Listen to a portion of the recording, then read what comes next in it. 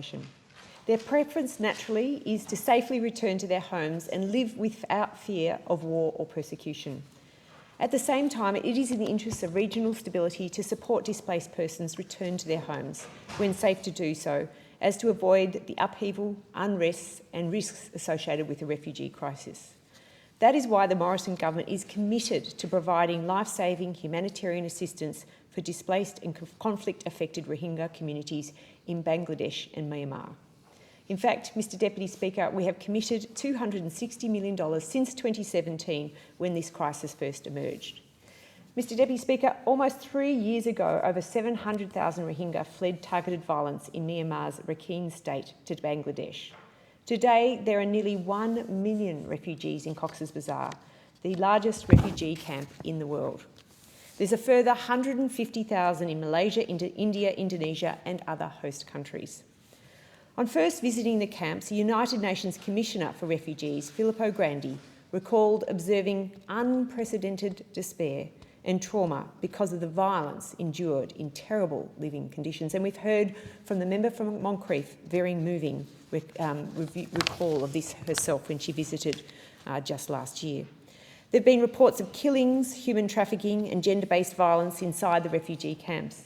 This is alongside the ongoing threat of human disease, including COVID-19 and malnutrition, and of course, natural disaster, which is something that affects this part of the world quite a lot. Mr Deputy Speaker, Bangladesh has provided temporary protection for hundreds of thousands of Rohingyas, and we should be thankful for the refuge they have provided. This crisis has no doubt heavily impacted local Bangladeshi communities who have ultimately been the first responders to this crisis.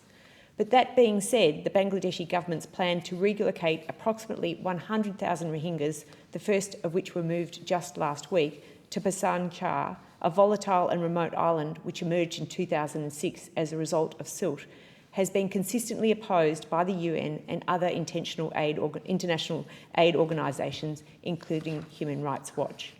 We instead need to focus on achieving voluntary, safe, dignified and sustainable return of displaced Rohingyas to Myanmar.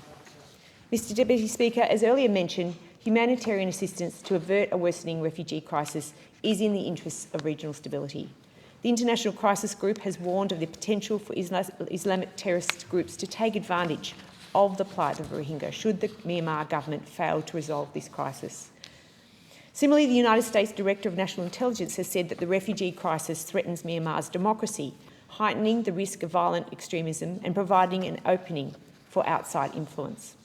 As a democratic middle power, it is not in Australia's interest to let this unrest continue. Likewise, the lives of Burmese civilians should not be placed at risk as a result of any mishandling of the crisis. Mr Deputy Speaker, since 2017, Australia has provided over $260 million in humanitarian assistance for displaced and conflict-affected Rohingyas. In 2018, Australia was the third largest donor to the UN's Consolidated Humanitarian Appeal for displaced communities in Cox's Bazar after the United States and the United Kingdom. And again, we've heard how that funding has been in action on the ground through the member of Moncrieff's very important contribution here this morning. This involved working closely with UN agencies and NGOs such as Oxfam, World Vision and BRAC, as well as Save the Children. Save the Children has been doing some incredibly important work in this area, and CEO Paul Ronalds is a constituent of my electorate in Higgins. In September 2017, Save the Children expanded their work on the ground in Bangladesh to get immediate support to the new arrivals.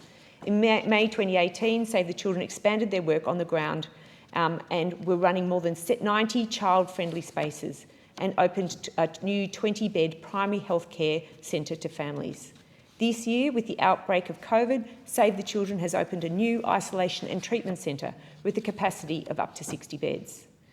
Mr Deputy Speaker, resolving this humanitarian crisis is a key priority for all governments. The success of Myanmar and the region more broadly hinges on it. We will continue to strive for the voluntary, safe, dignified and sustained return of displaced Rohingyas to Myanmar. I would like to acknowledge a Bangladeshi who works here in Parliament House, Del from Hospitality, who now, through his taxes, supports his countrymen and women in Dhaka and Cox's Bazar. Thank you, Mr Deputy Speaker.